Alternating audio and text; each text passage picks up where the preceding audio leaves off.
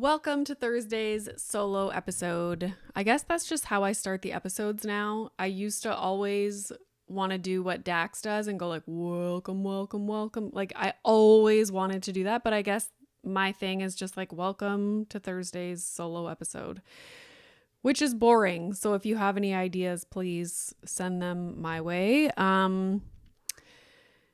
I have my pink furry candy cane pillow with me because Charlie made fun of me on Instagram. So I was like, okay, well, I love this pillow and I am going to have it in my podcast recording. So anyways, that's why I have my candy cane pillow, because I'm very protective of my Christmas decor, okay? She was like, what is that? I was like, it's a pink fuzzy candy cane. She's like, it's terrible. I was like, oh. And so I sent her a gif of Bah Humbug. I was like, how dare? But like, come on. What? This is awesome. Anyways, it was like $14 at HomeSense. HomeSense just, ugh. I always do so well when I don't go to HomeSense, but when I go there, like you see shit like a pink fuzzy candy cane and you're like, why do I need this? But like, I actually need it. My husband was like, what are you doing? I'm like, I like this. So I'm putting it in the cart. And he's like, okay. Like, what? I don't know. I just needed it. So that's why I have it. Anyways, there's like this whole thing. Like, I want to be a minimalism person that only has things that you use and everything has a place, and definitely not buying pink fucking fuzzy candy canes. I want to be that person, but why is it so hard? Like, why does this make me so happy? This pink fuzzy candy cane. Why? Isn't it weird? Ugh. Anyways, it's so soft. It reminds me of my Skims velour set. That's exactly what it feels like. So anyways, so I did my first live TV thing. A lot of you were shocked because I was like, unless you count the time I was on which was not live. It's like a pre-recorded thing, but you just like do it and then they air it. So when I was in grade 8, they came to my school in Sudbury, Ontario, and they did auditions just in the gym for and you had to like, they picked a few of us and you had to like run into the gym and like introduce yourself. So on every single person would have like a name. It would be like, oh, I'm Silly Sally or like something like that. And so you had to think of what you wanted your name to be and then like act all crazy and introduce yourself to the whole freaking school or like all the grade 8s. Anyways. And so I was Rambunctious Renee and they picked me. And so I got to do the obstacle course. They held it at Science North. I did not win the obstacle course.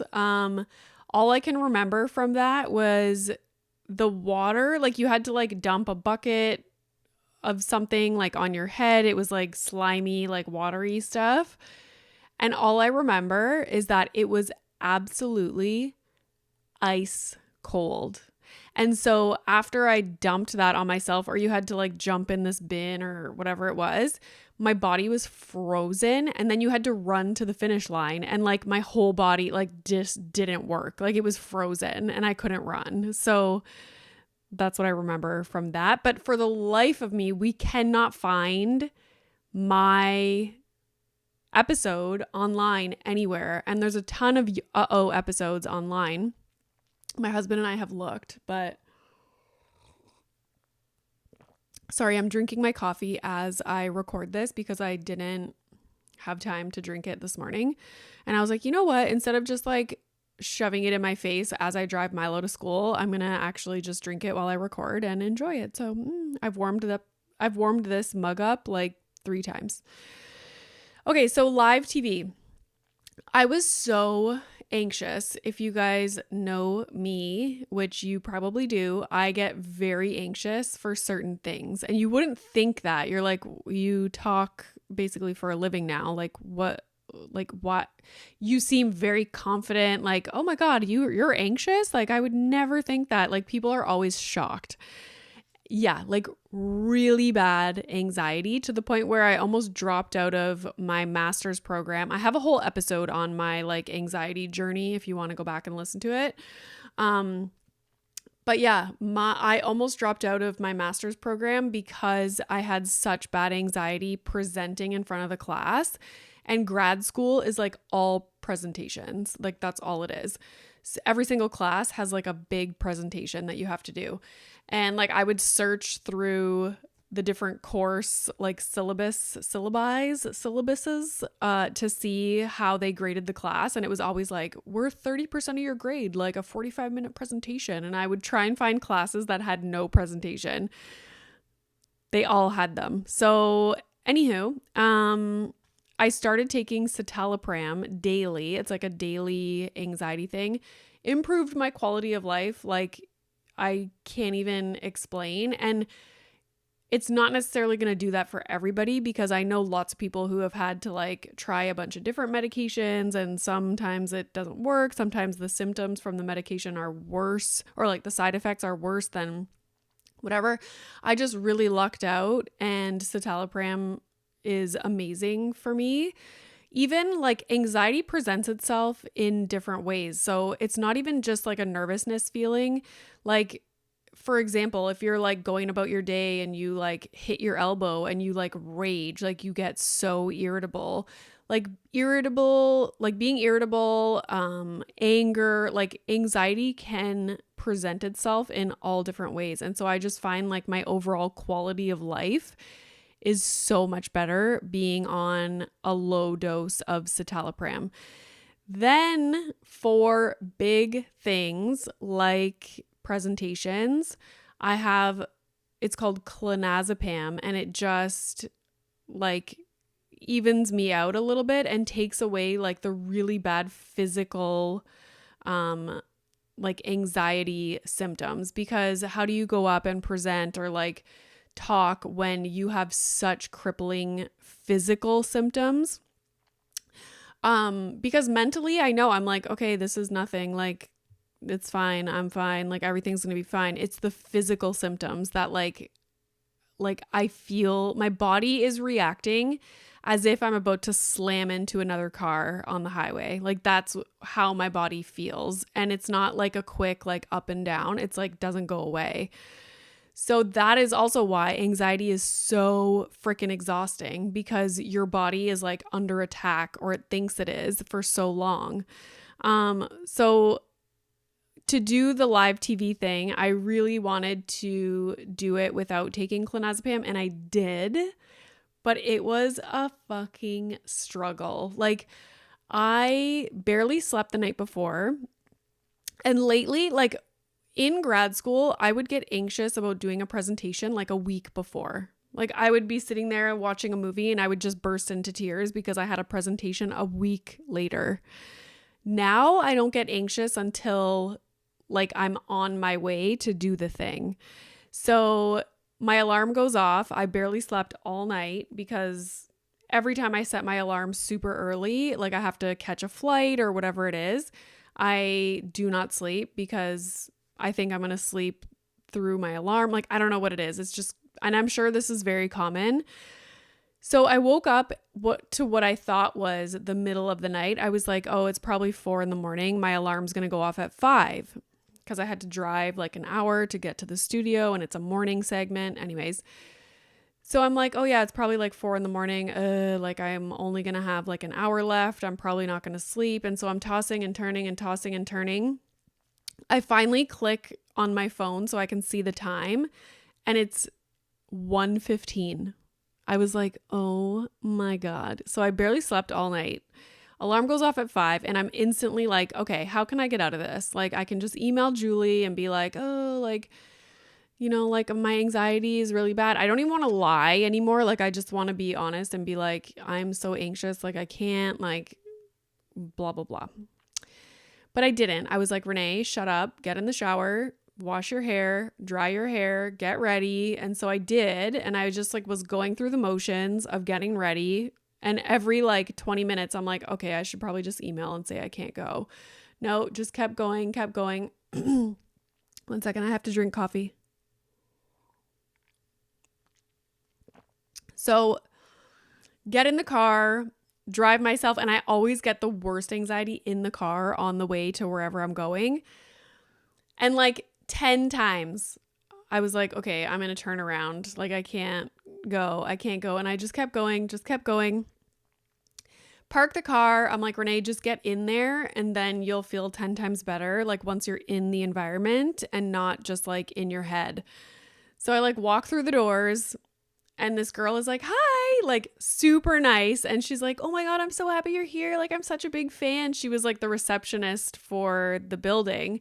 And I was like, oh my God, like instantly felt more comfortable.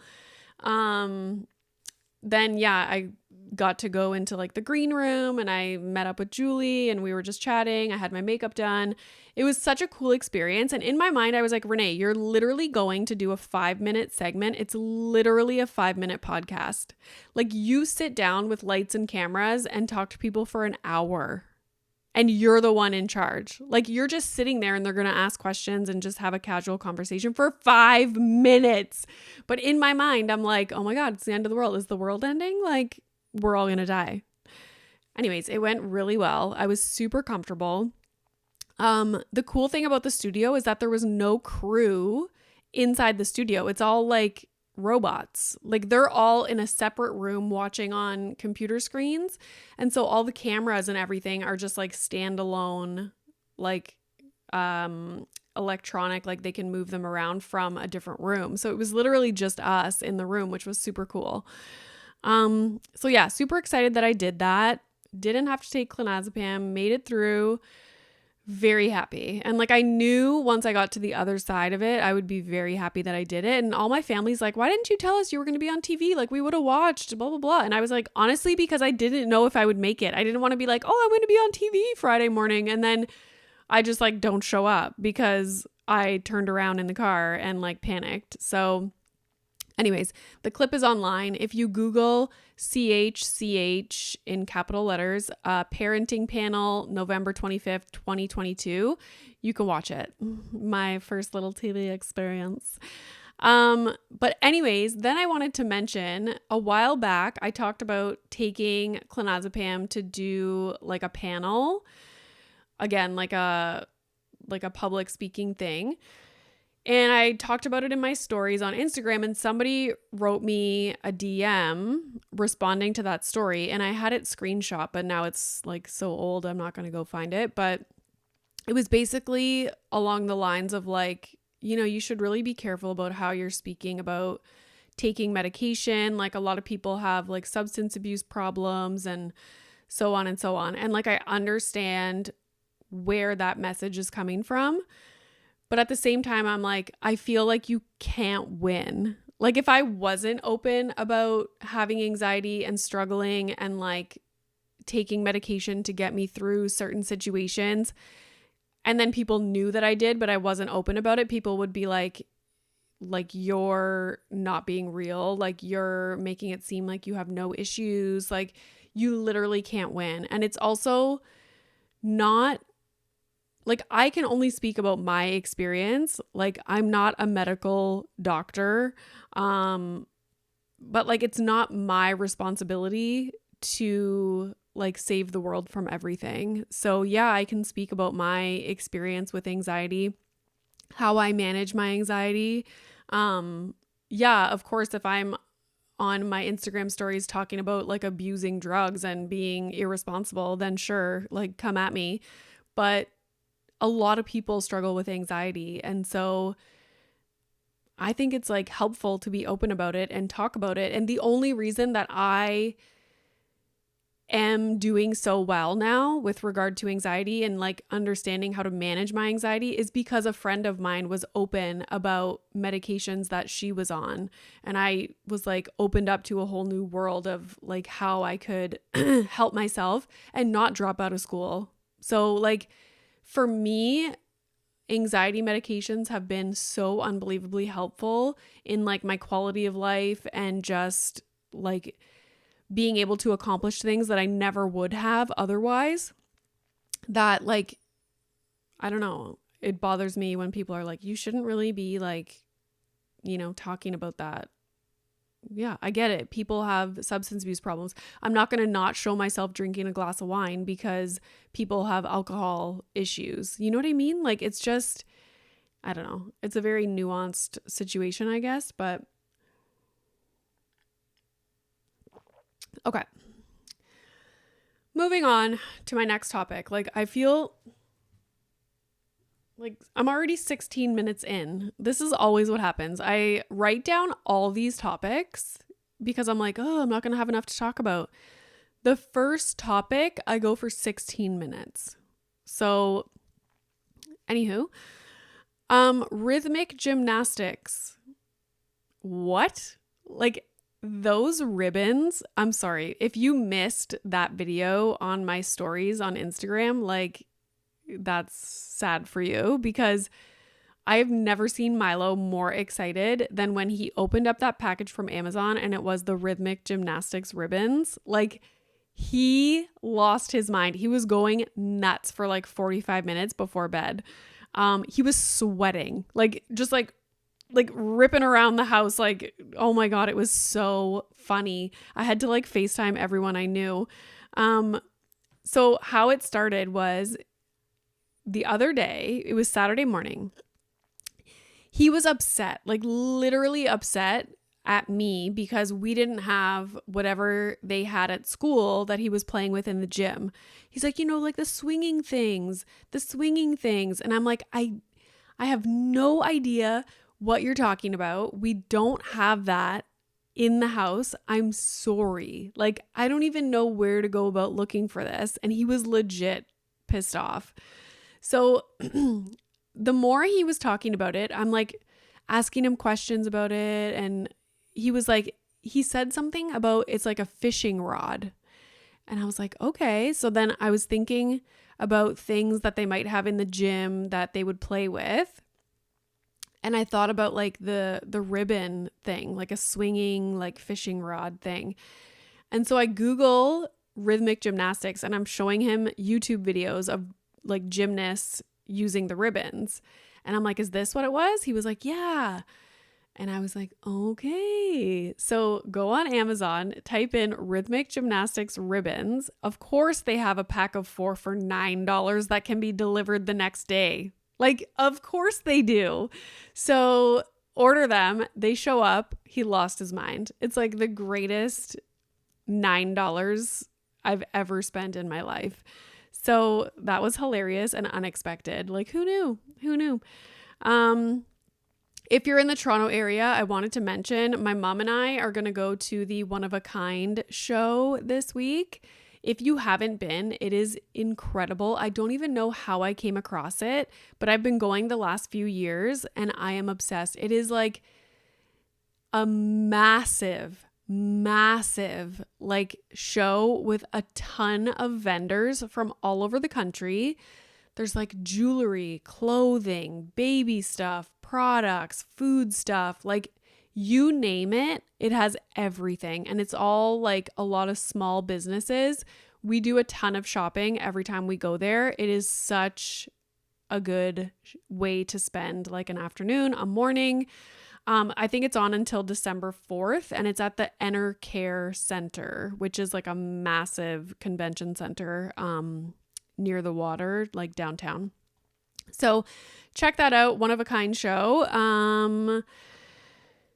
Let's see. The last thing I'll talk about, perhaps, is my husband and I have been talking, like Milo is finally at an age, he just turned 4 a few months ago, and he's finally at an age where like he understands the concept of Santa and like Christmas and getting gifts and buying gifts for other people, and he just gets it all of a sudden. Like, we're going to take our picture with Santa on Wednesday, and like he's excited, like he gets it. Now he's looking at his old pictures from when he was a baby with Santa, and like he gets it. He's like, oh my God, yeah, like so excited to go see Santa on Wednesday. This is the first year that he gets it. So we're trying to explain to him about how like Santa, like this is so fucked up, but I'm like, am I ruining my child? Like the whole thing about like Santa, like he makes a list, checks it twice, like, you know, if like there's girls and boys that are good, girls and boys that are bad, like you have to be good to like for Santa to buy you gifts. And like as things are coming out of my mouth, I'm like, this is fucked up. But like I'm pretty sure my parents did the exact same thing for us and like we're fine. But it's so weird that I don't know. Like, do other kids know that Santa is, oh my God, do you have kids in the car? Like, I'm nervous to even say this, that Santa isn't real. Like, do other kids know and then tell kids at school? Like, is it weird to say like, oh, you better be good or Santa's not going to come or like, you know, like, I don't know. So I've been thinking about that a lot. We're just going with it because, oh my God, it works. Like he's been an angel since we said that and he gets it. And he keeps telling me and reminding me that like, you know, there's like, you have to be nice. And yeah, anyways, it's crazy. I'm curious what other people's thoughts are about Santa and how you handle that in your house. Like, what do you say to your kids? Do they get it? At what age do they start questioning things? I was talking to Kathy about Santa and she made a good point about, you know, in our households, like Santa should really just be bringing very basic gifts. Because you don't want kids to go to school. Like, for example, let's say Santa brings Milo like a PlayStation, like some big gift. Like, let's pretend Milo is old enough to care about a PlayStation. You don't want him to go to school and be like, oh, Santa brought me a PlayStation.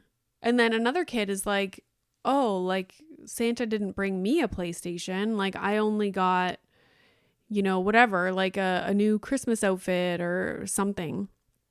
And so I'm like, there should be general rules across the board about what Santa brings to kids so that kids aren't comparing once they get to school after the holidays. And then some kids feel bad because like Santa didn't bring them, you know, what everybody else got, or like, I don't know. It's just such, and I'm sure we're just, or me anyways, like just overthinking everything because I'm pretty sure past generations never even fucking gave two thoughts about any of this. It was like, if you're bad, Santa's not bringing you gifts. Like it just wasn't even like a thing that they thought about. But yeah, I'm seriously like, okay, this is so weird. But anyways, maybe I'll do a post or like a story with a question box. And I would love to hear how you guys handle Santa and gifts in your house. Anywho, yesterday, just before I start talking about the movie club thing, I'm just going to talk about it by myself this week because everyone's busy and I don't know, nobody wants to talk to me about it. I think I might join CrossFit and I'm kind of like freaking out. I used to do CrossFit like religiously. This was like years ago before I had Milo and I was basically the Hulk. I could do like pull-ups. Like it was so incredible. My body felt so amazing. I was so strong. And now like I've had Milo, I've been inactive for so long. Like I'm constantly sore. I have no muscle. Like I don't want to like wither away into nothing and turn into this like old frail person. So I'm like, Renee, you should just fucking do it. Like just go sign up and just do it. So that's what I'm debating. I might ask to go do like a tour of the facility and like meet with someone and check it out before. But yeah, I'm really debating joining and I need to just make it a priority. And if work suffers, then work suffers. Like whatever. When I'm 70 and fucking ripped, I'll be thankful. So yeah, there's that. Okay, let's talk about the movie club. There's a couple things I wanted to say. Oh my God, I'm going to sneeze. Oh my God. That's my first sneeze on the podcast. Okay, Bad Moms. Did you guys watch it? I had so many thoughts and I loved it so much. I've seen it before, but like years ago. So let's just quickly, how much time? Oh my God. Okay, a few minutes of Bad Moms here. So, okay, one of the first questions we asked was, why is it so hard to feel like a good mom these days? And I have so many thoughts on this. I had a whole blog post. Actually, the first episode ever of this podcast is called Momposter Syndrome.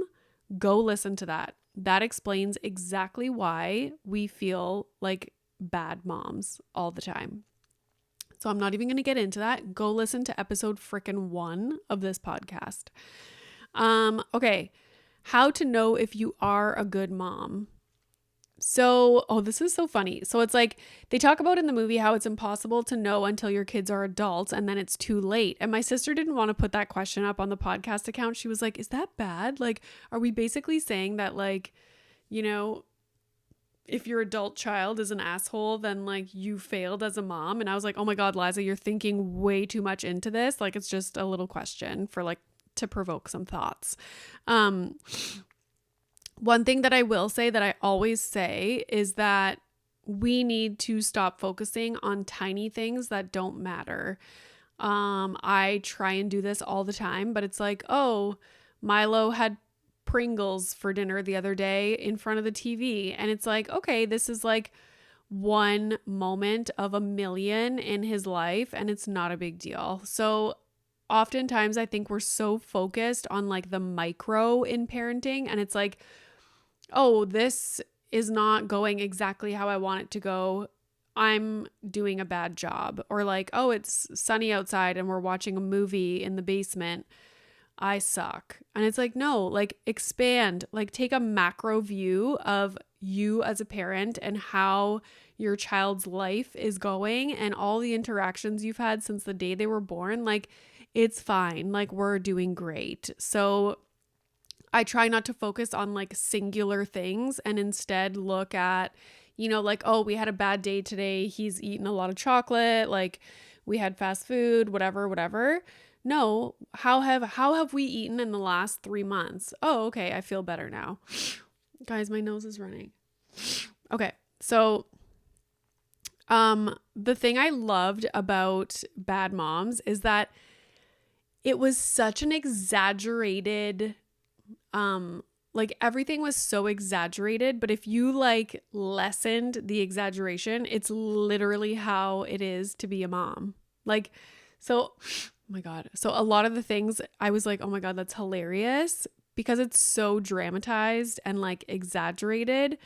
But if you break it down, it's like, oh, but that's literally how it is. There was so many situations that I loved. Which mom do you relate to? I would probably say for me, Mila Kunis. I feel like I was so like trying to be perfect, even like when I was pregnant, just like trying to get things set up. And like I had all these like visions. And then once Milo was born, I quickly like shifted it to be like realistic and not comparing myself to other people and doing what's best for our family. And I just like had this major shift. And I feel like that's kind of what Mila Kunis's character did in the movie. I loved in the speech at was it the elections or like the parent teacher? Anyways, one of the speeches was they basically made the point, I think it was Mila Kunis's character was like, kids aren't kids anymore and we need to start doing less, and like hashtag relate to that, especially with the extracurricular activities that we've signed Milo up for that he fucking doesn't care about. We have not been to basketball in weeks because it's just like, what's the point? So let kids be kids. Stop like bombarding them with a million structured activities. Just let them freaking play. Like yesterday, I felt bad. We had a super chill day. Milo was in his pajamas all day. I went out and ran some errands. My husband was watching soccer, and Milo was just like playing independently. He'd come play with us. We'd play like games, and it was just like a chill day. And I was like, this is fine. Even in the afternoon, I busted out my freaking Kindle, laying on the couch next to Milo while he watched Jurassic World. I was like, this is perfect. Like, it's totally fine. Oh my God, guys, did you see the snot in my nose? Anyways, okay. Marriage counseling. So in the movie, Mila Kunis and her husband went to marriage counseling, and I thought it was so interesting because the whole like point of their discussion was about how she does everything, but he thinks it's unnecessary what she's doing and that she's just a perfectionist. And so I kind of like agree and disagree with that, like that sentiment or that like thought. I think there are a lot of things that we could just let go that aren't important. I also think it's important to let our partners just do things, even if they fail and don't do it exactly the way we want to. And I also think because we do too much and have a lot of the mental load that our partners don't have, i.e. guilt, it's different. It's like we are constantly feeling guilty about things, which then like, you know, causes us to do certain things. I don't know. And guilt is a hard one to get rid of. But yeah, there's a lot of things that we can't control. Guilt you can control with a lot of work, I feel like, but it takes work, and we wish that that wouldn't exist. Like, we don't necessarily want to be overthinking things and stressed about like, oh, we should be going to the park because it's a nice day instead of staying inside watching TV. It's like, I think our partners are allowed to enjoy a lot of moments, or they're able to enjoy a lot of moments that we can't because we're having this like mental load going on in our heads that is not always easy to control. So anyways, if you haven't watched the movie Bad Moms, watch it. I think for the month of December, this episode will be out on, oh my God, December 1st. So I think for December 1st, I'm going to do Bad Moms Christmas because I remember watching that and like dying laughing. It is also on Netflix in Canada, maybe not in the US. I learned that in LA when I tried to watch Bad Moms and it wouldn't let me. But yeah, Bad Moms Christmas for December. So let's do it. Thanks for listening, guys. If you haven't already, please rate, review the podcast, and share it with a friend. Okay. The downloads are a little bit down right now, and I'm not happy about it. So share the podcast with a friend that you think would enjoy it. And we are also on YouTube. So check out the Mom Room podcast on YouTube. And yeah, if you missed Tuesday's episode, go check it out because it was with the Dumb Dads, and I recorded it in person in LA in a fancy little podcast studio. So check that out on YouTube or on any podcast platform. And yeah, we'll talk to you guys next time. So have a good day, and I hope your children sleep tonight. And I'm on a roll.